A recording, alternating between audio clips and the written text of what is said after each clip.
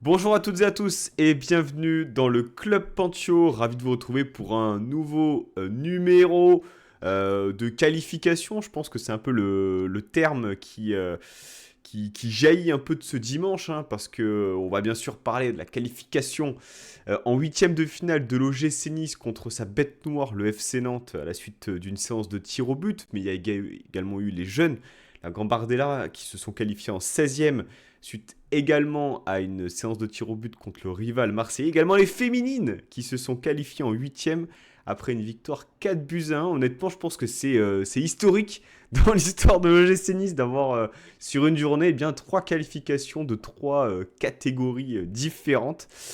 On va parler de l'actualité, un peu de mercato, voilà, parce qu'il y a eu quelques rumeurs qui sont sorties, de la prolongation également de Jonathan Klaus qui a été officialisée, et bien sûr du match qu'on a vu hier soir.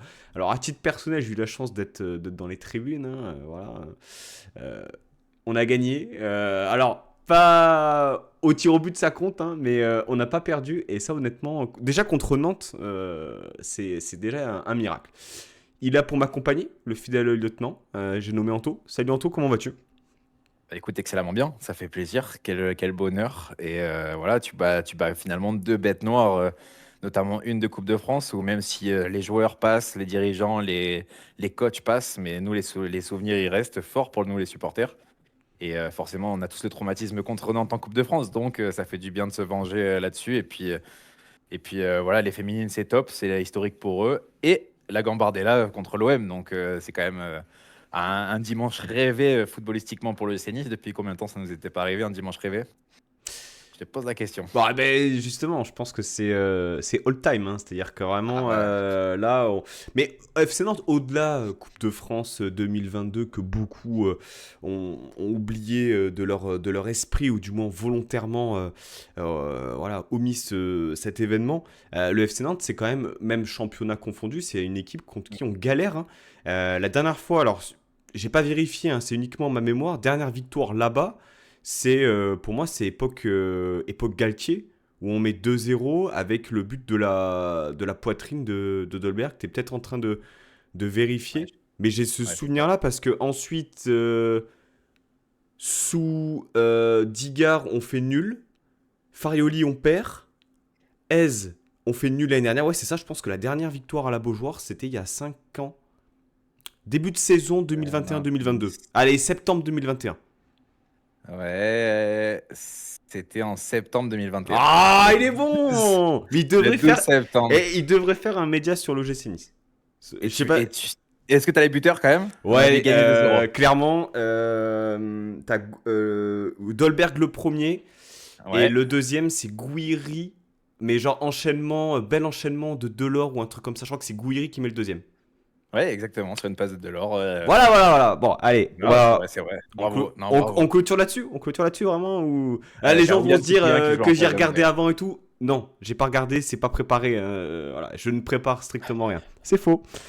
Euh, Anto, donc on va peut-être.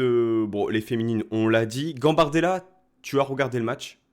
Ouais, Euh, j'ai regardé par passage. Par J'ai pas pu passage, tout regarder parce que j'avais le vous match avec mon avez club de chez moi, vu mais passer forcément, sans doute. Vous avez peut-être regardé le match, mais surtout l'issue, hein, séance de penalty. Panenka du joueur marseillais, eh bien, qui, voilà, trop molle, hein, arrêté par le gardien. Le Niçois arrive pour, je crois que c'est Manza, c'est ça, ouais. arrive sur le dernier penalty, hein, victorieux, et puis donc forcément Panenka. Franchement, Anto, c'est pas anodin ce genre d'événement. Gagner contre Marseille, bon déjà ça fait toujours plaisir, mais l'issue honnêtement fait plaisir. Et alors de ce qu'on a pu lire, de ce qu'on a pu entendre aussi, le comportement, le caractère de cette jeune équipe aussi, eh bien fait que il y a une qualification au bout qui est quand même méritée. Ouais, carrément. Bah, déjà, je pense moi, j'ai surtout vu beaucoup le début du match parce que j'étais pas pris à ce moment-là. Et c'est vrai que ça a été dur. Les Marseillais, je pense, sont mieux rentrés que nous dans ce 16e de fin. Je crois que c'est 16e aussi pour eux, hein, il 32. me semble. Bref, 32? 32, ok. Et donc, du coup, après, il y a eu ce but. Et puis après, ça a repris un peu le dessus côté niçois. Et c'est vrai que ce caractère, même la célébration, bah, Si vous l'avez pas vu, de toute façon, traîner sur les comptes X, ça a été un peu relayé partout. Mais bah ouais, c'est sûr que ça nous fait plaisir. T'as le gardien qui vient devant le gardien marseillais qui célèbre, tous les joueurs. Bon, ben, dans un moment en plus où ben, le club fanion, ben, c'est un petit peu difficile. On demande justement le retour de cette identité niçoise depuis quelques temps. Ben, là, les jeunes, ils ont tout compris et ils ont fait carton plein sur ce match. Donc voilà, le scénario est top et c'est trop bien. Ça donne juste envie d'être au prochain tour aussi pour eux et de pouvoir les regarder. On espère que ce sera à domicile pour pouvoir un peu les supporter, mais c'est top. En tout cas, bah déjà, il faut remercier, je pense, pour le coup, le club, même les services de Mm. communication OGC Nice TV, d'avoir euh, donné la possibilité de pouvoir bien diffuser le match. Je pense que tous les clubs ne font pas justement cet effort de pouvoir permettre aux gens qui ne sont pas sur place, parce que les abonnés avaient, je crois, un accès prioritaire justement sur ces places-là. Mais en tout cas, là pour le coup, c'était tout bon et on va suivre aussi, voilà, cette épopée, on l'espère, de ces jeunes joueurs. On fera même peut-être avec Vincent peut-être un petit focus sur certains profils parce qu'il y a vraiment des potentiels qui sont intéressants au travers de cette jeunesse et puisque ça fait un moment aussi que j'aimerais qu'on fasse quelque chose centré sur la formation de l'OGC Nice. Euh, dont on parlera forcément dans l'analyse du match. Donc, bon, bah, chouette expérience, en tout cas vécue par les jeunes. Même pour en Gambardella, rajouter, ce qui est fort, c'est qu'il y avait quand même quelques jeunes qui sont du coup titulaires d'habitude avec cette équipe, qui là du coup ont été dans le groupe pro qui était présent à Nantes pour combler les trous. Et donc ça a allégé un peu aussi ce groupe Gambardella. Et finalement, bah, tu te qualifies quand même. Donc ça, c'est vraiment beau et c'est honorable. on précise quand même, Gambardella, il s'agit de la catégorie U19, hein. Ouais, je crois que cette année, c'est 2005, 2006, 2007. Genre un truc comme ça, si je dis pas de conneries. Ça doit être ça, hein. Ouais, c'est ça. C'est moins de 21 ans, il me semble. Coaché par un certain Cosmidis, Ouais, je crois que c'est ça. Mais donc ça, je peux pas être rassuré. ancien de l'Olympique lyonnais et adjoint de Julien Sablé, donc directeur du centre de formation, mais là du coup adjoint du coach Puel dans cette mission. Mais donc on va suivre aussi forcément voilà, les aventures de cette génération et puis peut-être pourquoi pas rééditer on va dire l'exploit de 2012, hein, ça commence à dater. 13 ans maintenant, 14 ans même. Anto, on switch, on parlait d'identité, on parlait de jeunesse, on parlait de vivier niçois, sans transition, Amir Richardson. On en a parlé dans l'émission Mercato avec Vincent. Il y a eu voilà, toutes ces rumeurs autour d'une arrivée potentielle sous format prêt. Un joueur qui a la cave du côté de la Fiorentina, qui connaît une saison galère en Serie A. Un joueur qui a fait des appels du pied au travers de médias nationaux pour rejoindre l'OGC Nice. Et finalement, je crois que c'est Le Parisien qui disait que voilà, le transfert n'allait pas aboutir, que Claude Puel ainsi que Florent Maurice avaient opté peut-être pour d'autres profils. Bon, on en a déjà échangé, on va dire, entre nous par rapport à ça. Le milieu de terrain est quand même un secteur ultra fourni, du moins quantitativement, hein. Morgan Sanson, Van Hout, Ndombele, Louché. Bon, t'as Boudaoui les et Koulibaly. Boudaoui qui va revenir eh bien, la semaine prochaine. T'as Koulibaly. Tu as maintenant Everton. Enfin, je veux dire, tu as 6-7 joueurs pour 3 places, hein, en partant du principe qu'on va jouer avec 3 milieux de terrain. Bon, qu'est-ce que t'en penses, toi, finalement, du fait qu'on se tourne pas vers ce joueur-là? Est-ce que t'es déçu? Est-ce que tu penses qu'il y a vraiment un coup à faire? Parce que bon, il y a d'autres équipes qui se sont positionnées dessus, hein. J'ai vu qu'il y avait du Rennes, Brest, également, qui était sur Richardson. Euh, on peut même, je pense, à terme compter Sofiane Diop, parce que je pense que c'est fort probable que avec le retour de peut-être Johnson, etc., Diop soit un peu plus bas et dans le cœur du jeu, un peu plus libre que ce qu'on voit sur les matchs, mais ça, on y reviendra aussi un peu plus tard. Mais c'est possible que lui aussi s'installe dans ce milieu à 3, donc ça fait une personne en plus, on verra. Peut-être que je me trompe, mais j'imagine bien Claude Puel faire ça. En tout cas, moi je trouve ça dommage, parce qu'au-delà de le fait que le joueur soit niçois, qu'il ait fait un appel du pied énorme, et c'est toujours appréciable à entendre, hein. On est le GC Nice, ça nous arrive pas non plus tous les jours. Enfin, voilà, c'est rare qu'il y ait des joueurs qui clament leur amour pour ce club. malheureusement. Mais donc du coup, c'est vrai que ça faisait plaisir. Mais au-delà de ça, c'est un super joueur qui a tellement prouvé. Après, c'est vrai, je vous invite, si vous voulez en savoir un peu plus, à regarder l'émission Mercato, ce qui vous permet, on en a pas mal parlé, donc on va pas revenir énormément. Mais je trouve ça un peu dommage parce que je pense que c'est un poste où on manque quand même de qualité. Voilà, on en reparlera aussi peut-être pour le match à venir, enfin le match qui s'est passé, des problèmes que certains peuvent avoir. On va avoir le retour de Boudaoui, même s'il y a eu des événements compliqués et que des fois il divise un peu Boudaoui. Malgré tout, ça reste le meilleur milieu et de loin de l'OGC Nice sur ces dernières années. Donc voilà, par lui, qui est vraiment au niveau, et on n'en a pas. Et je trouve ça un peu dommage. Après, maintenant, ça va laisser la place aux jeunes aussi. C'est vrai qu'Everton prend de la place, gagne en confiance et en sérénité. Donc à voir. Maintenant, je pense que le bilan, on pourra le faire qu'à la fin de la saison. Et se dire, peut-être si dans 6 mois, on se dit, bah, le milieu, ça a été catastrophique, même sous Puel, ben, on pourra se poser la question. Et voilà, après, c'est vrai qu'il y a d'autres noms. Est-ce qu'il y a un autre milieu qui va arriver? Ça, je sais pas, mais c'est vrai que ça peut aussi me convenir. Ouais, alors avant de venir justement à la rumeur qui est sortie hier, hein, sur un ancien niçois, moi je trouve qu'on en a fait beaucoup quand même sur Richardson. Enfin, on est tous les deux sur Twitter, on en a quand même beaucoup parlé. Et j'arrive pas comment le verbaliser, mais c'est vrai que l'institution a vacillé. Euh, ces derniers mois, à n'en pas douter, il y a eu les retours de Jean-Pierre River, de Maurice Cohen, de Claude Puel. Voilà, c'était un peu retour vers le futur. Et j'ai l'impression qu'on voulait, voilà, on va dire ce dernier élément, à savoir ce joueur du cru qui clame en plus son amour pour le club, et peut-être même que le joueur, au travers de ces déclarations-là, peut-être a justement peut-être pointé quelque part le manque. Et c'est vrai, il y a un manque, mais pour le coup, là, je vais me positionner plutôt côté Puel, à savoir, on va pas faire pour faire. Aujourd'hui, il y a des réalités aussi d'ordre économique. Et puis, on l'a dit, hein, aujourd'hui, on a 7 joueurs, voire 8 si tu inclus Sofiane Diop dans ce secteur de jeu-là. Alors, on parle pas de la qualité, parce que j'ai même pas parlé d'Abdoul Samet, tu vois, dans le, sur les milieux Oui. de terrain là. Mais aujourd'hui, tu ne peux pas faire sans qu'il y ait des sorties. Et pour l'instant, tes sorties, tu n'en as pas. On sait que Tom Louchet est annoncé sur le départ. Abdou Samet, tu lui files 3 ans de contrat il y a 6 mois. Tu vas difficilement pouvoir t'en séparer 6 mois après. Je veux dire, est-ce que aujourd'hui vraiment la priorité se situe au milieu de terrain en taux? Mais en fait, le truc, c'est que si c'est un prêt sec qui avait été pressenti, mais c'est pas toutes les infos qui sont sorties, puisqu'il y en a certains qui disaient que il pouvait y avoir une option d'achat qui était liée à Richardson. Si c'est un prêt sec, c'est sûr que l'intérêt, il est minime. Parce que voilà, moi, j'imagine bien qu'avec Claude Puel, même si on garde l'effectif tel qu'il est actuellement, on va réussir à se sauver. Et c'est quand même l'objectif. Si on peut faire plus, on fera plus, comme l'a dit le président. Mais en tout cas, le maintien, c'est la première des choses. Et avec l'effectif actuel, on est largement capable, parce que même avec 16 blessés, je trouve que le 11 n'est pas dégueulasse. On va y revenir.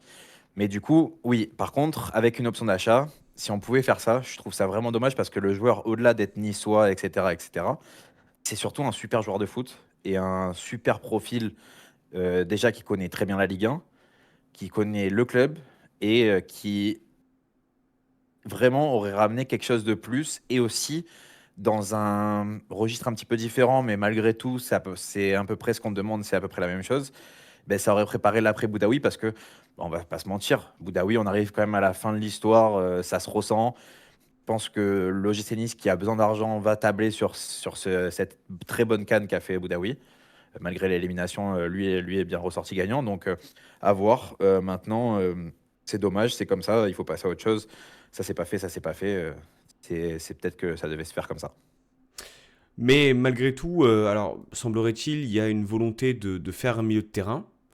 En tout cas, c'est ce que les rumeurs semblent nous dire, hein, puisque Reda Belayan, ce bon vieux Reda, qui joue maintenant du côté de la Lazio après un passage, c'était à l'Hellas Vérone, Ouais. plutôt fructueux, a signé bien l'hiver dernier, je crois, du côté de la Lazio. Bon, un peu compliqué, j'ai pas l'impression qu'il soit régulièrement titulaire. Et là, c'est donc un média, euh, un Et Nico média Scara. italien, voilà, qui relaie, voilà, la possibilité, voilà, de récupérer Reda en prêt sur 6 mois. Donc, est-ce que c'est une simple rumeur? Est-ce que c'est fiable? En tout cas, dans le profil, c'est quand même différent d'un Richardson qui pouvait plutôt être assimilé à un milieu plutôt box-to-box, avec de l'intensité, des cannes un peu à la Kefren Turam. Voilà, toute proportion gardée, mais un peu dans le style. Reda, ça va être plutôt quelqu'un qui va se positionner peut-être un cran plus bas, qui va ressortir peut-être un peu mieux le ballon, etc. Un profil différent qui rappelle un peu ce milieu à 3 sous Puel 15-16. Mendy Bon, série. ouais, je me dis quelque part, Mais quitte à faire un milieu de terrain, est-ce qu'il faudrait pas peut-être faire un milieu de terrain un peu comme peut-être plus le profil Belayan que le profil Richardson? T'en penses quoi, toi, Anto? bah, moi, du coup, je pense complètement l'inverse, tu vois. En tout cas, D'accord, ok. si on le fait, moi, ça me paraîtrait trop bizarre. Parce que, bah, du coup, en 6, ton titulaire, ça va être Van Noot. Voilà, à moins qu'il enchaîne les performances moyennes. C'est déjà le cas. Euh, oui, mais bon, il y a un renouveau, il y a un nouveau coach, c'est son premier match depuis un moment. Il est, Non, mais, Van Houte, on va y revenir, mais il est catastrophique là. non, mais bon, peu importe, mais en tout cas, c'est pas un mauvais joueur et peut-être que ça va être mieux durant les prochains matchs. Il y a un manque de rythme pour certains, etc. On verra, on jugera plus tard, comme pour d'autres. Mais en tout cas, ça va être lui ton titulaire et ton remplaçant. Ben, malgré tout, il vient d'arriver, il vient de naître sous nos yeux et il ne voulait plus. Enfin, en tout cas, Francaise n'en voulait plus, n'en voulait pas surtout. C'est Everton. Et en fait, ben, maintenant qu'il est là et que il donne satisfaction, autant que ton remplaçant, tu le sors directement de ton centre de formation, surtout dans le contexte économique dans lequel on est. Donc moi, je comprendrais pas trop que Reda arrive, personnellement. Et c'est pour ça que moi, je pense qu'il faut plus un profil qui apporte un peu plus offensivement qu'un profil de relanceur pur et dur, même si c'est pas la qualité principale de Van Noot. Moi, ça me paraît très bizarre, et en sachant que cette source n'est pas la plus fiable connue des réseaux, faut quand même le préciser. Maintenant, vous savez, qui nous écoute depuis longtemps, moi, je suis un fervent défenseur de ce joueur. J'étais dégoûté quand il est parti. Donc s'il revient, je serais très content, mais ça me paraît un peu bizarre. En tout cas, je comprendrais pas trop la stratégie derrière. En fait, c'est clair que lorsqu'on dénote un peu voilà, le nombre de joueurs dans ce secteur de jeu-là, on se dit qu'il n'y a pas forcément de besoin. Maintenant, il est clair qu'en termes de performance, de qualité, il y a très peu de joueurs qui ont vraiment un temps d'avance, quoi. On atteste le match d'hier soir, on y reviendra. Mais ouais, Boudaoui, je suis d'accord avec toi. C'est vrai qu'il est peut-être un peu clivant, mais quelque part, c'est peut-être celui qui est un peu plus régulier. Euh, mais c'est surtout, bon, quelque part, si on suit la logique Puel, finalement, on s'attendait peut-être à 3-4 arrivées. On a déjà Eli Wahi. Peut-être qu'en fait, on verra pas d'autres joueurs et on aura des sorties, ou pas d'ailleurs, parce que on attend aussi qu'il utilise cette jeunesse-là, donc il faut pas non plus être enfin, contradictoire aussi dans notre propos. Hein. Il faut pas faire des Exactement. joueurs pour faire des joueurs, parce que après on se dit ouais mais Nice ça sort pas des joueurs, ouais mais il faut leur laisser justement la possibilité, dans ce contexte-là pas évident, de pouvoir s'exprimer. Ouais, c'est ça. C'est ça. C'est tout le paradoxe de nos paroles. Donc maintenant, il va falloir voir ce qui va se passer. Mais ce qu'on avait ciblé, c'était un défenseur central, un milieu de terrain, un ailier, un attaquant. L'attaquant, il est arrivé. L'ailier, moi, je pense que c'est peut-être le poste où il y a le plus de chances qu'on voit quelqu'un arriver. En tout cas ça a Le été milieu de confirmé par terrain, Florian Maurice. Hein, voilà, c'est ça. Mais parce que c'est là où on a le moins de joueurs au final. On va très vite arrêter sur des jeunes, notamment Nguené. Enfin bon, bref. Voilà. Mais en tout cas, on va très vite arriver sur des jeunes. Là où sur les autres postes, il y a quand même de l'expérience, des joueurs confirmés en tout cas, voilà, qui ont été bons, pas bons, ça c'est notre histoire. Mais en tout cas, qui ont été confirmés à haut niveau. Et après, il y a des jeunes. Donc je pense que voilà, en défense centrale, moi, en tout cas, dans les mots de Puel, j'ai compris qu'on n'en aurait pas de nouveau. Après, c'est mon avis, mais je pense que Djoumaba est en train de revenir à peu près sur des performances correctes. On utilise les jeunes tant que les blessés ne sont pas revenus. Et une fois qu'ils seront revenus, on aura le contingent espéré. Surtout que on n'a pas une thune et qu'on a payé cher, enfin qu'on paye cher le salaire de Wai aussi tous les mois. Il faut le prendre en compte, même si on a un peu augmenté la masse salariale. Et comme tu l'as dit, aucun départ, quoi. En parlant de départ, justement, il y en a deux en tout cas qui ont décidé que voilà, ils voulaient partir. Euh, Moi, ça me dérange pas spécialement et je pense que ça dérange pas beaucoup au club. Mais c'est plus la modalité, hein, puisqu'on parle de Terem Moffi et Jérémy Boga qui auraient, d'après l'équipe, demandé la résiliation de leur contrat à la suite des événements au retour de Lorient, cette défaite. Bref, on va pas revenir sur ce qui s'est passé. Il y a une enquête en cours. On ne connaît pas exactement les tenants et les aboutissants pour l'instant.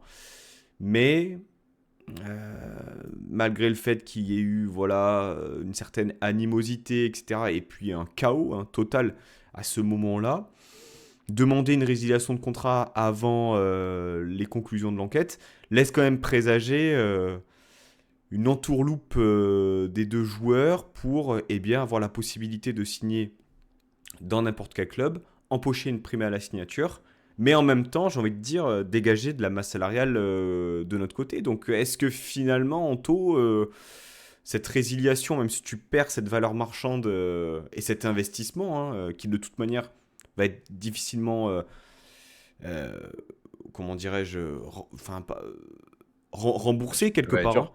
Ah ouais, non, mais est-ce que finalement cette résiliation, ce serait pas une bonne option pour les deux parties?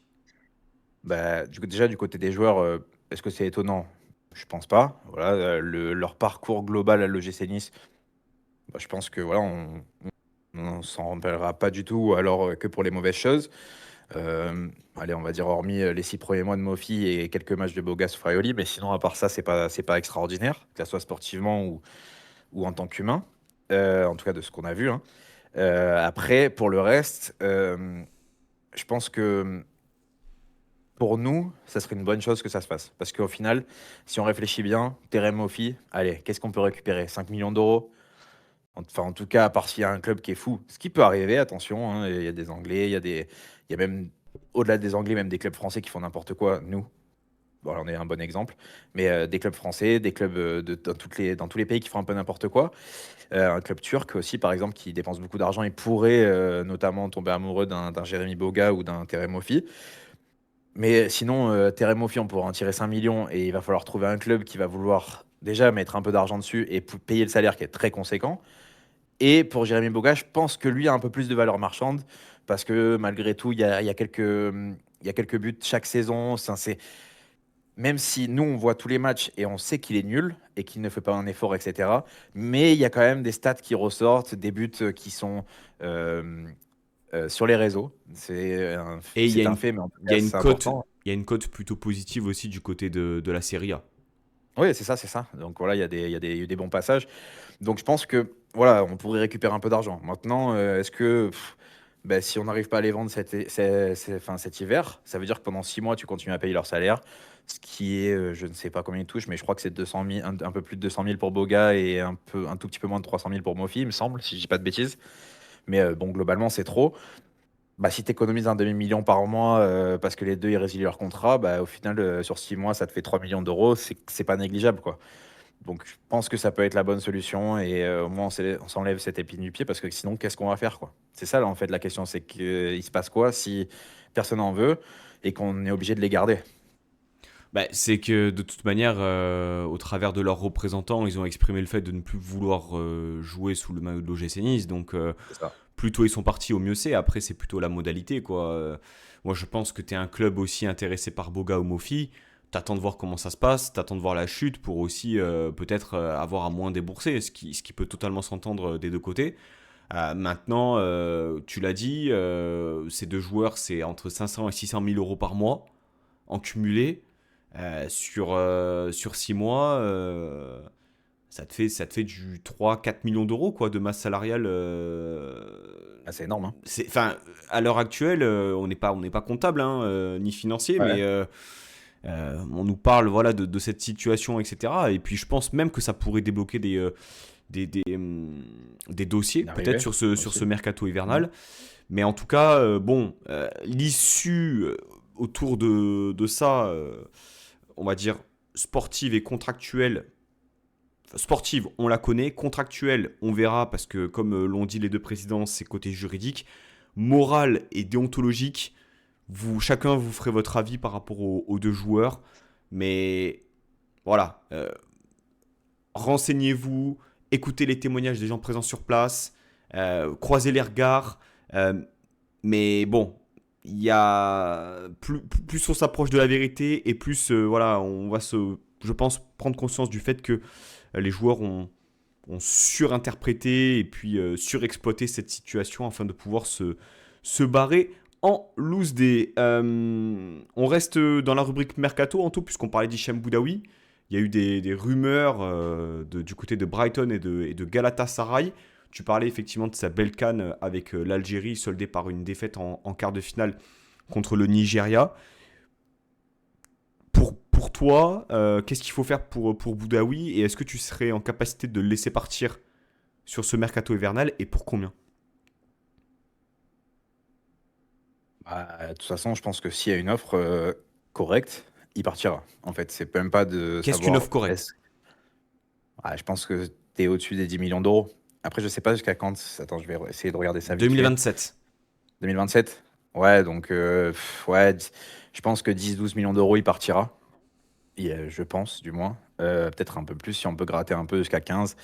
Plus, j'imagine pas, mais en tout cas, au-dessus de 10 millions, forcément, j'y réfléchirai. Après, c'est pareil, hein. C'est-à-dire que tu fais l'impasse, par exemple, sur Richardson. Est-ce que demain, si Boudaoui il part et que Richardson, finalement, il va à Brest, bah, tu te retrouves pas à te dire, bon, bah, qu'est-ce qu'on fait, quoi? Est-ce qu'il faut qu'on recrute quelqu'un à sa place? Donc, c'est toutes ces questions-là qui peuvent se poser. On peut se dire aussi, cet été, il sera vendable. On va réussir à le vendre cet été. On le garde encore 6 mois et ensuite on le fera partir. Donc ça va, je pense que c'est là, je pense que c'est un sujet déjà qui est venu sur la table des dirigeants en tout cas. On ne sait pas tout ce qui se passe en interne. Le seul truc qu'on peut constater depuis les années qu'il est là, parce que ça fait un moment quand même, c'est que quand ça va bien, Boutaoui va très bien et il fait partie de ceux qui font que ben, ça continue à aller bien. Quand ça va mal, Boudaoui fait partie de ceux qui contribuent à ce que ça aille mal. C'est-à-dire que c'est un joueur qui, je pense, n'est pas un leader. On en a souvent parlé. C'est un joueur qui est influençable. Et malheureusement, en fait, ben, il s'est passé là. Bah, sa fin de demi-saison a été très compliquée. Déjà, il jouait plus beaucoup. Enfin, ça a été un peu dur. Donc voilà, mais on peut imaginer que si sous Puel, et en tout cas ce qu'on est en train de voir actuellement, ça se passe plutôt bien au niveau état d'esprit, déjà c'est important, bah, on peut retrouver un Boudaoui encore top niveau, en tout cas pour son niveau à lui, mais un joueur top niveau et top Ligue 1, quoi. Je suis très partagé et à chaque fois qu'on mentionne le cas Boudaoui, hein, c'est parce que je me dis que sportivement sous Puel dans la configuration actuelle, il pourrait tellement faire du bien au milieu de Ah oui, terrain, non mais vraiment tellement faire du bien que ce soit même en 8 ou en 6. Honnêtement, il pourrait je pense qu'il a cette intelligence de jeu qui lui permettra cette polyvalence, mais par contre, j'en ai marre que dans son parcours à l'OGC Nice, il y ait toujours des phases où on se dit allez, nouvel entraîneur, nouvelle dynamique. Allez, on le voit sous son meilleur visage parce que justement l'équipe va mieux, etc. On a trop vu un Boudaoui justement qui soufflait le chaud et le froid sous notre maillot. Et jurisprudence sous sa fatale, il faut qu'on arrive aussi à vendre nos joueurs, nos meilleurs éléments au bon moment. Et Boudaoui, j'ai peur qu'en fait on tarde trop, peut-être qu'on a déjà trop tardé, et que finalement on le vende un peu au rabais parce que bah, il arrive progressivement à la fin de son contrat qui est qui est de maintenant dans un an et demi. Et forcément, bah, plus tu attends et plus la valeur du joueur chute. Donc je suis partagé. Je me dis que sportivement, comme on l'a dit, au regard des performances du milieu de terrain, il peut faire du bien. Mais en même temps, bon, à combien tu le vends? Est-ce que tu prends quelqu'un pour le remplacer? Voilà, c'est des questions auxquelles on n'a pas forcément de réponse. Boudaoui qui sera de retour bien, la semaine prochaine, hein, et ça tombe bien puisqu'on enchaînera bien, le retour de l'Europa League contre Go Ahead Eagles et contre le FC Nantes, l'acte 2 à la Beaujoire. Bon, écoute, on verra déjà comment est concerné le joueur et puis comment ça bouge jusqu'au 31 janvier. Il reste encore plus de 15 jours, voire 3 semaines de mercato. Au rayon des bonnes nouvelles, hein, parce que voilà, il n'y a pas que du négatif. Hein. Prolongation de Jonathan Kloss, officielle, annoncée. Alors, voilà, peut-être que je me suis positionné un peu trop rapidement sur sur, le, sur la bonne nouvelle. En tout cas, moi, je considère que c'est une bonne nouvelle. Jonathan Kloss jusqu'en 2028. Prolongation qui avait eu lieu donc fin du mois de novembre, qui a été officialisée par les médias du club, hein, par le site. Anto, on a vu un Klose qui s'est exprimé en conférence de presse beaucoup plus concerné. Il l'a dit, il a traversé une période sportive et psychologique où il n'était pas dedans. Force est de constater que sur les dernières semaines, il est présent. Et même on atteste le match d'hier après-midi, c'est l'un des meilleurs sur la pelouse. sportivement, il y a pas grand-chose à dire ces dernières semaines. C'est de mieux en mieux Et bah, quand il est à ce niveau-là, il fait énormément de bien, et notamment aux attaquants. Voilà, c'est important que Jonathan Klaus sache centrer. Et notamment un qui a marqué le dernier penalty pour en avoir besoin s'il a un peu de temps de jeu, puisque bah, c'est pour ça qu'on l'a pris aussi. Mais après, bah, en fait, je peux pas oublier ce qui s'est passé à côté. C'est-à-dire que oui, ok, performance, pas de souci. Je sais que s'il a la tête à l'endroit pendant les 6 mois, il va nous faire du bien. Il est important, et encore 2 ans après, du coup. Maintenant, bah, il nous a chié à la gueule, quoi. Il a chié sur l'institution. Écoute, moi, plutôt de la team tapis, où quand tu chies sur l'institution, tu ne joues plus sous le maillot du club. Nous, on décide de prolonger, de lui donner le capitanat. C'est pas du tout mon avis. Je trouve que c'est n'importe quoi, en fait. C'est une image que tu donnes à tout un club, à tous les joueurs, à tout le monde, qui est que bah, on peut te marcher dessus si t'es bon. Voilà. Mais que personne vienne me dire que Kylian Mbappé, ce qu'il fait au Real de Madrid ou à Paris ou quoi que ce soit, bah, il trouve ça pas bien, et que Jonathan Klaus, c'est normal. Personnellement, voilà, je mets tout sur la même table, et l'institution d'un club, ça passe avant les joueurs. Ce mec-là a simulé une blessure parce que bah, c'est réel. C'est ce qui s'est passé. Il a simulé une blessure pour pas jouer d'autres matchs sur le GC Nice et pas être prolongé automatiquement. Voilà, maintenant il vient en conférence de presse. Oui, j'étais perturbé. J'ai 33 ans. Je suis perturbé parce que je ne suis pas allé au Bayer Leverkusen alors que j'ai des sélections en équipe de France et tout. Bah, pose-toi des questions, mec. Au bout d'un moment, t'as plus 20 ans, t'as plus 23 ans. À 23 ans, je veux bien qu'un joueur il me dise ça parce que il doit partir dans le plus grand club du monde. Leverkusen, c'est un bon club, mais c'est pas non plus. Voilà, on parle pas du Real de Madrid ou du FC Barcelone. Donc voilà, moi, vraiment, j'ai du mal avec l'humain qu'il y a derrière et ce qu'il a pu faire, en tout cas, enfin, en tout cas sur ce qu'on a vu, hein. Après, je juge pas l'humain à la maison avec sa femme, etc. Ça, je peux pas savoir. Mais en tout cas, voilà, moi, Jonathan Klaus, il peut être très bon, et je le dirai quand il est très bon, il n'y a pas de souci. Mais grosse réserve sur lui, et je l'acclamerai pas au stade, quoi. Alors, on connaît, on va dire, voilà, les fins d'aventure de Jonathan Klaus sur les différents clubs qu'il a pu faire. On sait que voilà, la fin d'aventure à Lens a été compliquée, à Marseille aussi, etc.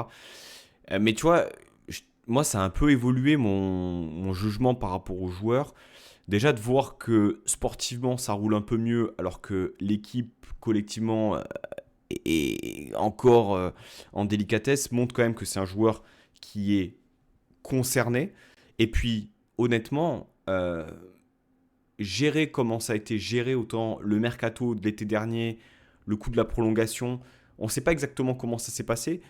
Et est-ce qu'on peut finalement se dire que ben, on n'a pas eu toutes les informations et que ça a été géré d'une façon peut-être aussi en interne, d'une manière dégueulasse. Tu vois, enfin, il le dit, hein, tu as la possibilité de partir à Leverkusen pour ton dernier gros challenge sportif. On te bloque ce départ-là alors qu'il posait 12 millions d'euros pour un joueur à qui il restait un an de contrat à ce moment-là.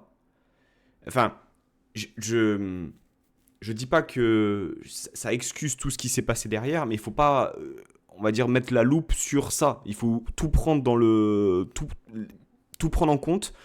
Et moi, je considère que Klose a sa part de responsabilité. Et honnêtement, je suis content sportivement qu'il reste. Maintenant, c'est pas un joueur effectivement où j'ai un attachement particulier, mais ça c'est propre à chacun. Euh, mais tu me suis ou pas? C'est-à-dire que Non, mais ce que je peux te dire, c'est que dans ce dossier, Francaise a la tête coupée, Bocquet a la tête coupée, Klaus est toujours là et capitaine de l'OGC Nice. Voilà. Moi, c'est ce que je peux te dire comme bilan. C'est que c'était les hommes qui étaient en place, hein, puisque Florian Maurice. Ah non, Florian Maurice c'était là aussi, peut-être. Il arrive Ouais, c'était l'été dernier. Ouais, c'est ça. Donc Florian Maurice est encore là. Bon. Mais sinon, globalement, bon, tu après, sous-entends là, quoi? ça prolonge. Tu sous-entends que Ben non, mais que si on met si, comme tu dis, on doit. Il y a juste tous les partis, etc. C'est possible que ça a été mal géré, hein, il n'y a pas de problème. Mais, euh, je mais pour vais te moi, poser une question, Jonathan Anto. Klaus. Ouais. Est-ce que l'épisode Kloss, avec Mhm. tout ce que ça a pu impliquer, voilà, la perception de l'institution, etc., ça se serait passé si Jean-Pierre River était resté aux commandes? Est-ce qu'un tel événement, Jean-Pierre River les 2 dernières années ou Jean-Pierre River avant? C'est Jean-Pierre important ça. River, enfin, ouais, Jean-Pierre River à la présidence de l'OGC Nice hors bokeh? Ouais. Bah, peut-être pas, peut-être pas. J'en sais rien, je sais pas. Je pose la question Après, et chacun se fera un et avis. puis, je t'avoue que même au-delà de Jonathan Klaus, du cas Jonathan Klaus, j'en ai un peu marre en fait des joueurs qui boudent parce qu'ils sont pas transférés. T'as signé un contrat, mec, tu vas au bout de ton. Alors en NBA, t'es star de ton équipe et de ta ville depuis des années, on te trade pendant un match. T'es sur le banc, d'un coup on te dit, eh mec, au fait, tu vas à Washington, là, tu sais, les tocards là, qui ont 4 Français et qui arrivent pas à gagner un match, bah, tu vas chez eux. Bah, tu vois, du jour au lendemain. Ici, tu as un contrat, tu vas au bout de ton contrat. Maintenant, si ton employeur ne veut pas te laisser partir, c'est malheureux. Je suis d'accord, mais c'est comme ça. C'est que c'est. Je veux bien que tu aies des envies d'ailleurs, ça je comprends, il n'y a pas de souci, que ça soit familial. Enfin voilà, on sait qu'il y a plein de termes qu'on ne maîtrise pas et qu'on ne voit pas. Et notamment, on a eu le Kawaii qui, en conférence de presse, a dit des choses où les Marseillais et les Lensois se sont un peu voilà, sentis bernés par Wai. Mais il y a des choses qu'on ne voit pas. Mais malgré tout, tu as un contrat. C'est toi qui l'as signé aussi. On te l'a proposé, tu l'as signé. Alors, des fois, ben, ça ne convient pas au club parce qu'on aimerait bien que le joueur parte avant. Ce qui sera forcément possible pour Abdou Samed que dans 6 mois, on se dise on a encore 2 ans d'Abdou Samed à se taper et qui sait qui va le vouloir. Mais des fois, ben, c'est le joueur qui en pâtit parce que ben, il a signé tant d'années. Ben, tu vas au bout de ton contrat si le club ne veut pas te laisser partir.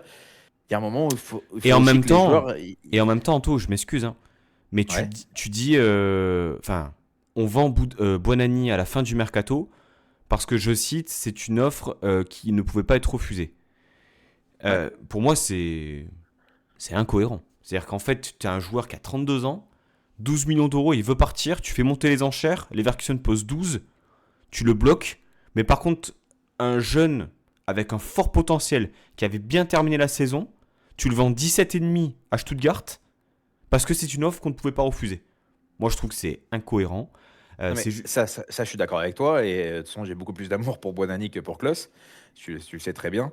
Mais le truc, c'est que bah, tu as Francaise aux commandes. Et Francaise, un de ses hommes depuis Lens, où bah, je pense qu'il était deg de le voir partir. Enfin, voilà, il était très content de le retrouver. Bah, c'est Jonathan Klose. Et je pense qu'il y a aussi cette voie-là. Et est-ce qu'on peut aussi se dire que bah, pour une fois, la direction était dans le bon sens parce que bah, Jonathan Klaus, c'est un homme fort de Francaise. Bah, tu essayes de garder tes hommes forts parce que tu veux mettre les joueurs à la disponibilité du coach les meilleurs pour lui, quoi. Bah, c'est-à-dire que lorsque tu vois les semaines et les mois qui ont suivi et le chaos dans lequel est tombé le club, je pense que Klaus aussi peut-être avait flairé un peu la situation merdique qui allait se dérouler et qui ne voulait pas en faire partie. Alors bon, on peut effectivement reprocher. Alors, et attention, je ne défends pas Klaus, je veux juste qu'on prenne tous les éléments en compte dans Non, bien cette sûr, bien sûr. situation. Et justement, un joueur qui est capable de faire ça dans un club tel qu'il soit, c'est que justement le club en lui-même, il y a une défaillance dans l'organisation et dans le côté autorité, respect du cadre, etc. Mhm. Et, Ouais, bien sûr, bien sûr. et ça, bon, Klaus, il le fait ailleurs. Il l'aurait fait à Leverkusen ou à Munich ou n'importe où. Il se serait fait, mais foudroyer, quoi. Bon, Mais c'est pour ça que je pense que de toute façon, nos deux points de vue s'entendent. Et je pense que globalement, dans la communauté, que ce soit la communauté des réseaux et même ceux qui ne sont pas sur les réseaux forcément, bah, ça va diviser énormément ce cas Klaus parce que je pense que certains auront des avis d'un côté, plus de l'autre, d'autres un peu au milieu. Mais je pense que c'est quelqu'un qui va beaucoup diviser durant les années suivantes. Et ben, je pense que ses bonnes performances feront que. Mais si par exemple il se loupe pendant un mois, je pense que tout le monde va lui retomber dessus aussi. C'est le risque quand tu prends ce genre de virage, que tu en sois le responsable ou non, hein, bien sûr. moi, ça va peut-être être impopulaire ce que je vais dire, hein, mais la descente au CE, je pense, elle a fait du bien quand même. Elle a fait du bien aux supporters, au club, et lorsque tu vois les retombées, bon. Ah, voilà, pour l'instant, Et c'est du puis tout, du tout, hein. les joueurs, je pense qu'ils avaient besoin de prendre conscience aussi, voilà, que à Nice, tu joues pas en claquette, quoi. Enfin, je veux dire, Peut-être peut-être qu'en en secouant l'arbre assez fort, bah, tu as fait tomber les pommes pourries et que maintenant il reste que les bonnes pommes. C'est oh, c'est possible aussi. beau ça, Ouais, ouais, c'est vrai que Anto. j'ai une petite inspi là. Ouais, c'est vrai que petite inspi comme ça. Putain, ça Non, mais sort c'est d'où vrai, ça? peut-être Ça sort d'où que. ça? Eh, directement de mon cerveau, il n'y a plus de cheveux dessus, les gars. Et ouais, c'est pour ça, quand t'es chauve, tu réfléchis mieux. Bon, Mais je pensais pas qu'on allait parler autant de voilà. Jonathan Klaus. Alors, c'est vrai que la prolongation a fait que, mais n'hésitez pas à donner votre avis Mm. en argumentant. C'est-à-dire que les commentaires en disant ouais, je suis pas d'accord avec toi, Anto, ou je suis pas d'accord avec toi, Pancho, les mecs et les femmes, euh, argumentez. Dites-nous vraiment ce que vous pensez, c'est hyper intéressant et Ouais, on grave. lit tous vos commentaires. Ouais. Euh, le match, Anto. Alors oui, j'avais Ouais. parlé dans le dernier numéro de la résiliation du prêt de Machiavitti, etc. Bon, apparemment, c'est des rumeurs qui sont plutôt infondées.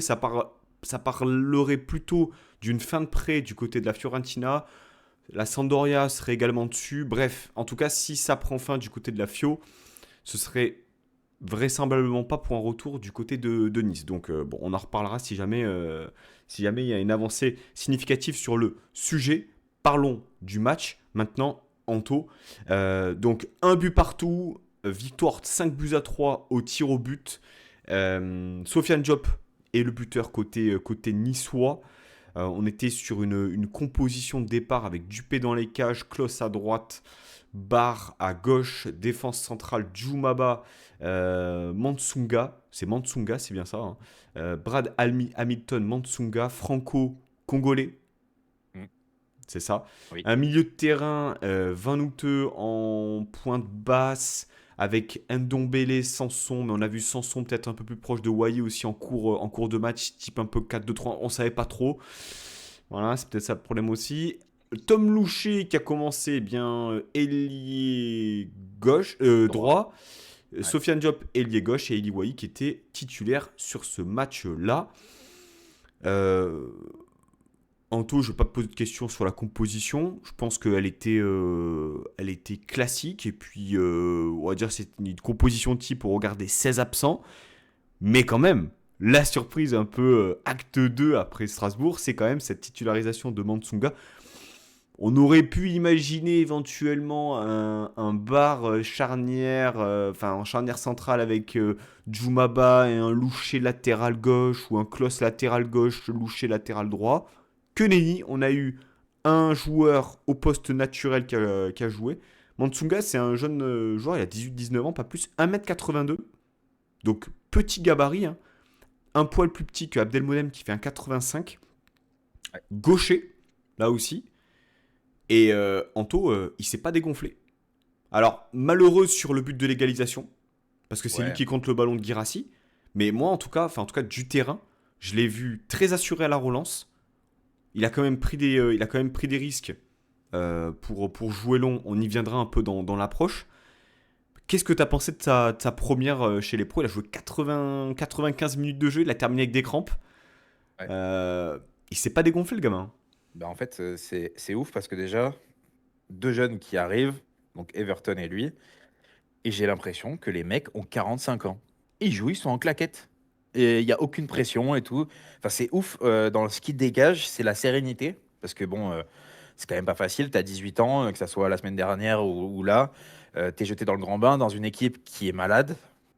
Voilà, qu'il faudra un traitement un peu plus long pour que ça aille mieux.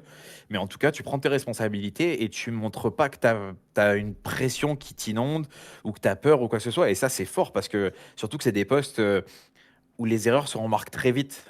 Tu joues ailier, tu rates ton dribble, ça arrive. On va te le pardonner. Après, tu en rates 150. Là, on va commencer. Mais au début, on peut entendre. Alors que là, c'est des postes où très vite, ça peut te coûter un but. Donc, on va te pointer du doigt. Et ben, pour le coup, c'est des joueurs qui arrivent avec une sérénité énorme. Et ça, c'est trop bien. Alors, je pense que c'est ce qui est travaillé depuis des années en formation. Parce que lui, dans 2020, je crois, il arrive du Cavigal. Donc ça, c'est très bien. Et puis aussi, un coach qui doit sans doute pas leur mettre une pression énorme et les mettre en confiance plutôt. Et ça, c'est fort parce que c'est pas chez tout le monde que ça arrive. Et après, pour sa prestation, je l'ai trouvé dans le dur pendant 20 minutes. Un peu, voilà, ça a été dur pour lui, je trouve, de rentrer là-dedans. Il a été magnifiquement couvert par notamment Djoumaba. Il faudra y revenir sur Faudra y quand même revenir, ouais, Djoumaba. parce que C'est important. Mais il a été très bien couvert par Djoumaba, par Barre aussi, et par même Van Hout défensivement qui a aidé. Mais en tout cas, voilà, après, il s'est vraiment mis dans le bain. Il n'y a pas eu de grosse erreur à la relance. Il y a eu quelques prises de risques. Il défend autant en reculant et on va dire en gérant un peu le face-à-face que en avançant et en passant devant les attaquants. Donc non, c'est bien, c'est de bon augure. Il faudra enchaîner. Il n'y avait pas tout de bon forcément, mais qu'est-ce qu'on peut lui dire pour un jeune joueur, c'est son premier match, donc voilà. Heureusement qu'il y a des points à améliorer, mais en tout cas, c'est de bon augure et voilà, ça rentre dans la discussion de qui pourra jouer défenseur central dans cette équipe dans les prochains matchs, parce que bon, pas non plus 10 000 choix en ce moment. il y a Opong du coup qui a un problème, on va dire à une rotule. J'avais vu, voilà, bon, un scanner, c'est Puel qui en parlait, un scanner ou une IRM qui a été faite, mais il ressent des douleurs, donc sera-t-il opérationnel pour les prochaines semaines? On ne sait pas. Antoine Mendy, toujours engagé à la CAN avec le Sénégal, même s'il ne joue pas, mais il fait toujours partie du groupe, tout comme Yevan Ouais, il Diouf. reviendra reposer. Oui, je pense, mais il va faire, je pense, énormément de bien aussi à cette équipe. Mhm. Euh, Tu en as parlé, Anto, il y avait une association avec Djoumaba. Alors, pour le coup, je pense que c'est peut-être le joueur le plus métamorphosé et qui a bénéficié, on va dire, du changement de coach. Parce que Djoumaba, là, on oublie que c'est un jeune joueur, on oublie qu'il a eu une première partie de saison très très compliquée. Euh, il a été encore dans la continuité du match de Strasbourg, plutôt bon. Et puis voilà, être associé avec un jeune joueur, il est aussi très jeune, hein, il faut pas l'oublier. Tu avais une charnière très jeune et qui, pour le coup, s'est fait peur par moment sur la relance, mais a su contenir les assauts avec derrière un Maxime Dupé aussi qui a fait les arrêts qu'il fallait au bon moment. Ouais, bien sûr. Djumaba, pour le coup, je pense qu'il y a 75 minutes de très haut niveau dans tous les domaines. Après, il a pioché, mais ça, je pense que c'est pareil, c'est très général à l'équipe. Je trouve que, voilà, alors, on en a parlé, tout le monde en parle un petit peu, mais la condition physique de cette équipe, c'est un peu compliqué. Je sais pas ce qu'ils sont foutus pendant 6 mois, mais voilà. Mais en tout cas, c'est très compliqué. On le voit qu'en fin de match, on tire vraiment la langue. Après, il y a eu des efforts aussi consentis, donc il faut aussi les prendre en compte. Mais en tout cas, ça reste difficile dans le dernier quart d'heure. Mais pendant 75 minutes, moi, je l'ai trouvé hyper rassurant, que ça soit pour son coéquipier qui a 1 an de moins que lui. Hein. Voilà, c'est pas non plus un tonton, Djumaba, même si c'est une armoire à glace, c'est pas un grand tonton. Mais du coup, voilà, 18 ans et demi, la moyenne de la charnière centrale hier, bah, ça fait le taf. Et Djumaba, même à la relance, c'est un joueur qu'on a pointé du doigt aussi pour son niveau technique, au niveau de la relance, les passes, etc. Là, il y a eu 3 ou 4 transversales jusqu'à soit Sofiane Diop, soit Melvin Barr, des fois qui partaient un peu plus, et qui ont été parfaites. Voilà, donc en fait, tu redécouvres un joueur, donc c'est très bien.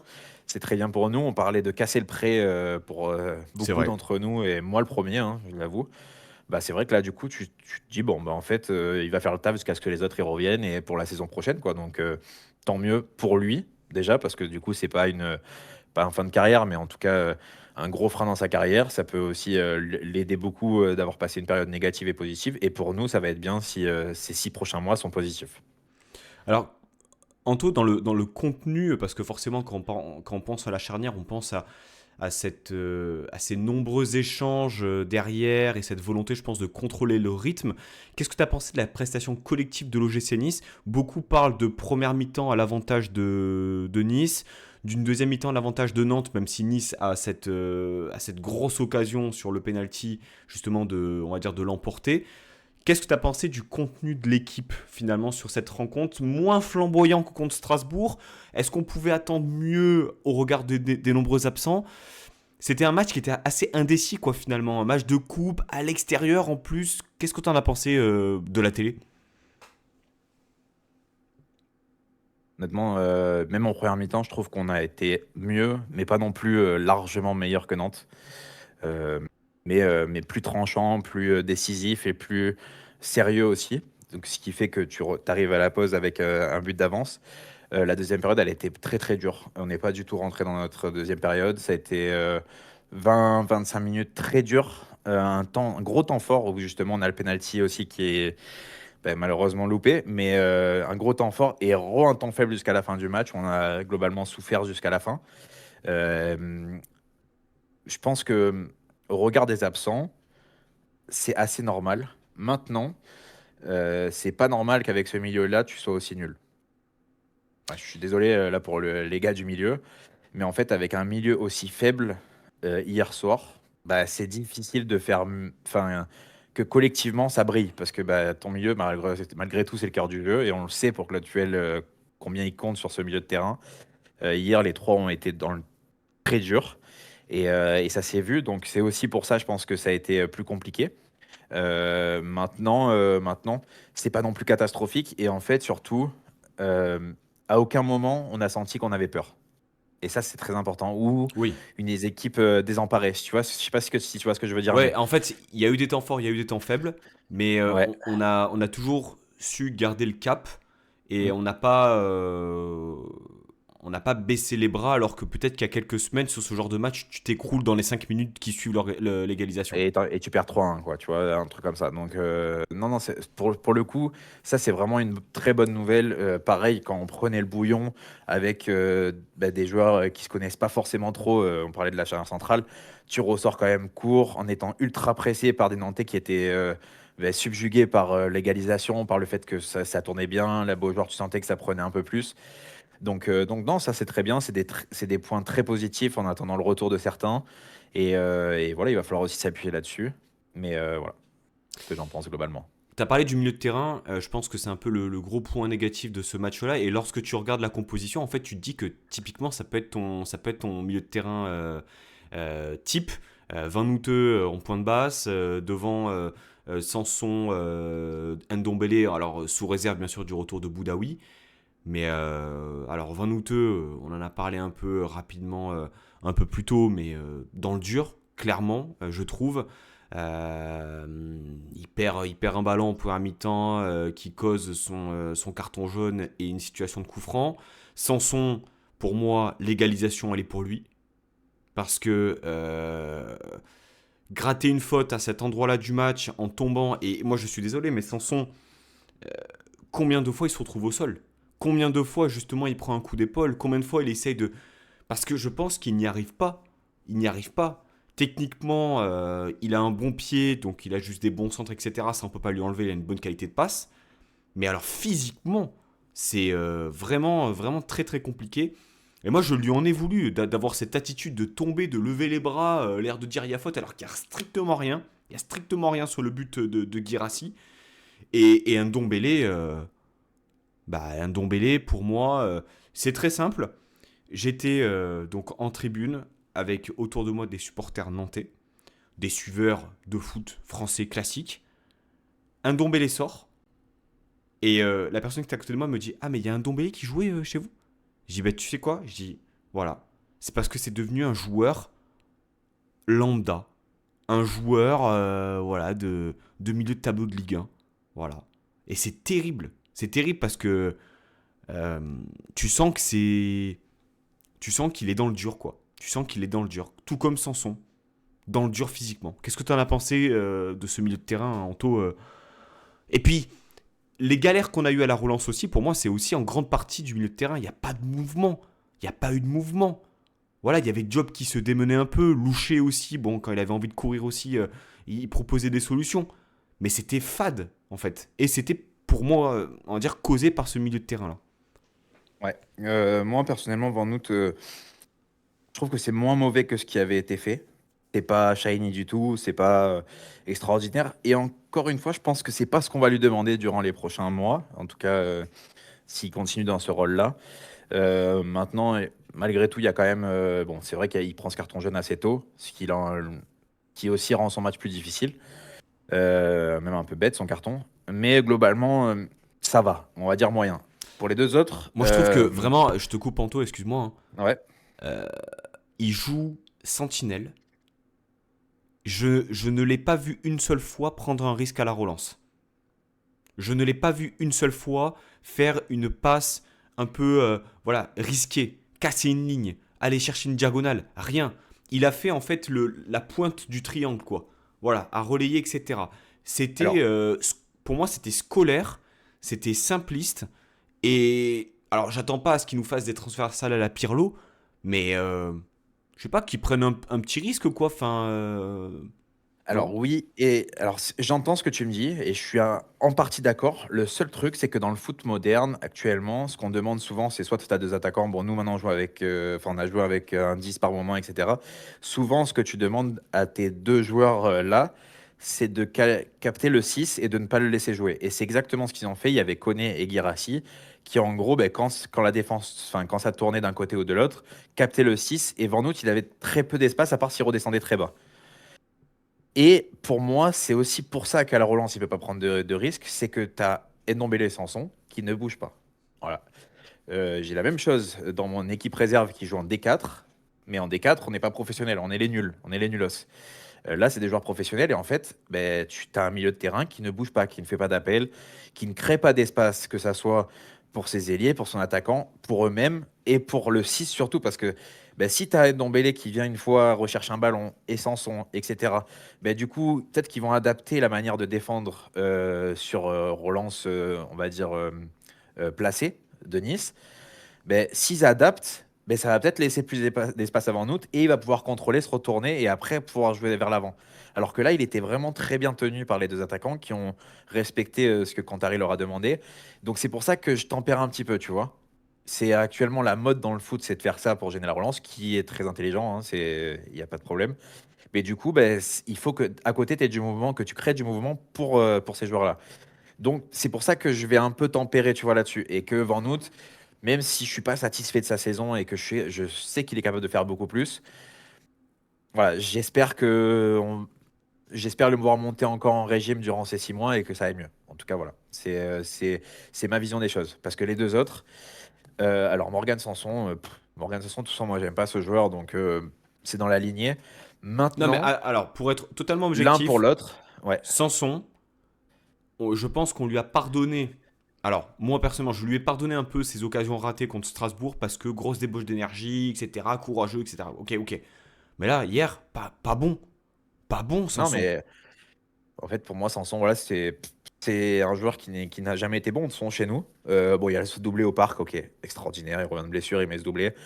Mais après, ça redevient un joueur quelconque, et ça, c'est pas normal parce que malgré tout, dans sa carrière, il y a eu des très très bonnes choses. Après, il a eu des grosses blessures et tout. Et en fait, le seul truc que je lui laisse, comme à Ndombele, c'est que je veux qu'ils enchaînent les matchs pour retrouver du rythme. Parce que le truc, c'est que c'est deux joueurs qui ont été à moitié placardisés, qui sont passés les saisons dernières par des grosses blessures.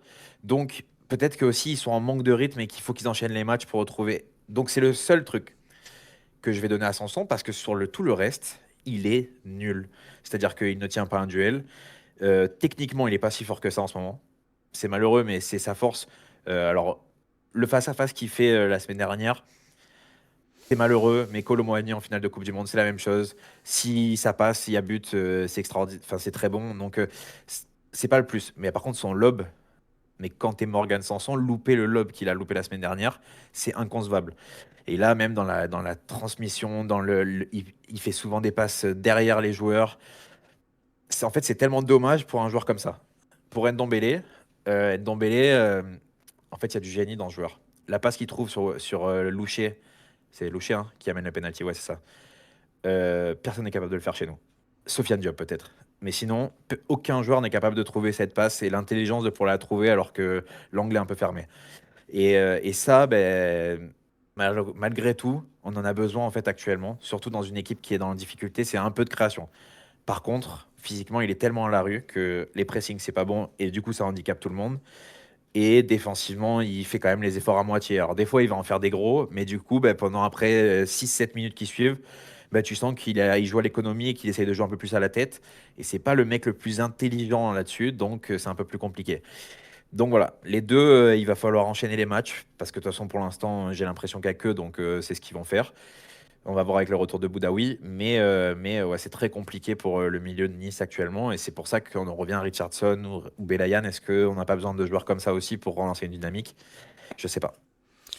Diop a été donc le buteur sur un centre de Jonathan Klaus. Alors il est sorti pour un coup. Pour l'instant, on n'en sait pas plus. Il n'y a pas eu d'informations. Bon, Nguene est rentré à la mi-temps puis est ressorti. Alors ça aussi, j'ai pas compris. Je me suis dit que peut-être Gouveia allait tirer un penalty. Ah, moi aussi.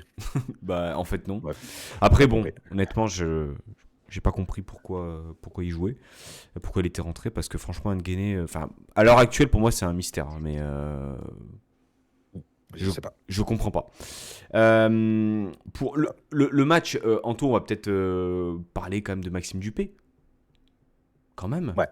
Ah ouais. Il faut Très en très bon. parler. Il faut en parler. Alors vous avez forcément cette série de tirs au but en tête, hein. Il arrête le tir au but de El Arabi. Mais alors ce double arrêt sur la tête justement de Nguene en arrière. Puis ensuite il se lève, il se retourne et il arrête le... Franchement incroyable. Et puis... tu parlais de ces 15-20 minutes où le gym était en grande difficulté. Dupé, ça a été celui qui a tenu la baraque à ce moment-là et qui montre que eh bien, C'est une très bonne doublure à l'OGC Nice. Et c'est sa deuxième séance de penalty gagnée en Coupe de France, puisque l'année dernière, il gagne celle contre Corté, si je dis pas de bêtises. Ah oui, c'est vrai. Ouais. Donc, mine de rien, il est à 2 sur 2 depuis qu'il est chez nous. Ouais, bah, c'est important parce que de toute façon, quoi qu'il arrive, il ira aussi loin que nous irons. Donc, ça, on verra. Mais ouais, c'est une très bonne prestation. J'avoue que j'aimerais bien avoir ton avis après sur Dupé. Mais moi, je suis un peu perplexe en fait par Dupé. C'est-à-dire que, extraordinaire hier, hein. Euh, j'ai vu quelqu'un en parler notamment, mais pour moi, un gardien qui se tourne, je trouve ça un peu bizarre. Avis personnel. Après, maintenant, l'arrêt du coup est extraordinaire, surtout que ça fait un double arrêt et tout.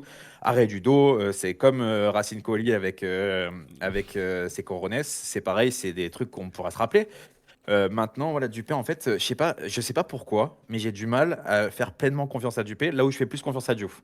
Pourtant, au jeu au pied, il est certainement meilleur. Maintenant, dans la surface, je sais pas, il y a des fois où bah, j'ai pas totalement confiance. Alors que bah, ces deux prestations-là, elles sont bonnes. Donc je pense que là, je me trompe peut-être moi, j'en sais rien. On verra sur le long terme parce que bah, forcément, intérim pour l'instant, il est bon. Pas non plus à le mettre. On parle de doublure. Est-ce qu'il va y avoir aussi bah, ça qui va remettre en jeu? Parce que bah, pour l'instant, tu as un gardien qui ne joue pas, lui de son côté, et dans une équipe qui tourne bien, donc qui peut aller jusque potentiellement en finale. C'est dans pas si longtemps, mais malgré tout, ça fait quelques matchs. Donc je sais Bah, pas. Honnêtement, je sais pas ton avis toi sur Dupé bah, à toi. pour moi une très très bonne doublure qui fait le job, qui Ouais. continuera en Coupe de France, même lorsque Diouf sera de retour. Mhm. Mais pour moi, ça ne remet pas en cause la hiérarchie actuelle au GC Nice.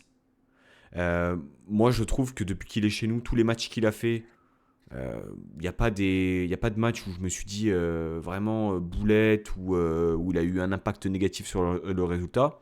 Bon, Diouf, forcément, il y a plus d'éléments parce qu'il a eu plus de matchs dans une période compliquée aussi, donc c'est incomparable. Mais non, moi, justement, je trouve que c'est bénéfique que d'avoir un numéro 2 de ce niveau-là. Et moi, j'ai bien aimé, alors c'est des choses qu'on voit peut-être moins à la télé, mais hier, déjà au début du match, le fait qu'il soit allé voir Mansunga, que toute la défense soit allée le voir en l'encourageant, en le motivant, etc. Il a ce côté où il a l'air d'être apprécié dans le groupe. Avec voilà, c'est un joueur quand même d'expérience, etc. Il y a quand même beaucoup de jeunes.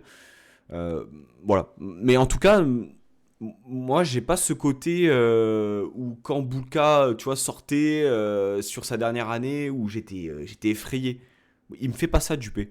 Ouais, pas à ce point-là, mais moi, je sais pas, j'ai une petite chaîne, je sais pas pourquoi, je sais pas, c'est une impression, Et en même temps, tu c'est vois, purement du feeling, hein. et en même temps, il a pas de, alors, je me trompe peut-être, mais de boulette vraiment à son actif où tu sais, tu te dis, tu sais, situation similaire. Ah ouais, mais sur tel match, il a fait ça, donc il est capable de faire une boulette.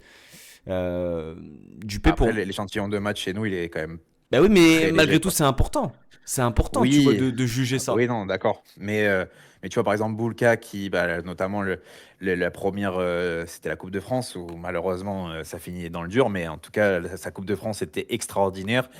Et puis petit à petit, après, il y a eu une saison pareil hors norme, mais malgré tout, il y avait quelques bourdes. Et la saison d'après, bon, là, on a vu. Donc, est-ce que sur un échantillon plus gros, il n'y aurait pas aussi des bourdes, peut-être aussi d'une équipe moins en place comme on a eu? Je sais pas, Bah, j'en en sais tout rien. Mais cas, pour après, l'instant, il est parti pour pour, l'instant, durer. Il va sans doute ouais, bien sûr. jouer tout le mois de janvier si on compte les quelques jours de repos pour Diouf. Donc on verra. Mais en tout Ouais, cas, mais bien sûr. De toute façon, pour l'instant, je constate qu'il est peut-être à une dizaine de matchs depuis qu'il est chez nous, un maximum. Et qu'à chaque fois, bah, il sort ses matchs, quoi. Enfin, il pas grand-chose non, non, mais je suis d'accord. à lui Mais voilà, je sais reprocher. pas, moi, c'est plus un feeling personnel, quoi. Là, c'est pas. Comme je te dis, je le trouve bon. Il y a rien à dire, hein. Hier, puis bon, sur la séance de penalty, c'est quand même. Bah, il la sort, donc c'est aussi grâce à lui. Mais voilà, c'est plus voilà, un feeling personnel. Je sais pas pourquoi, c'est bizarre. Ouais, non, mais après, c'est vrai que Je saurais pas l'expliquer.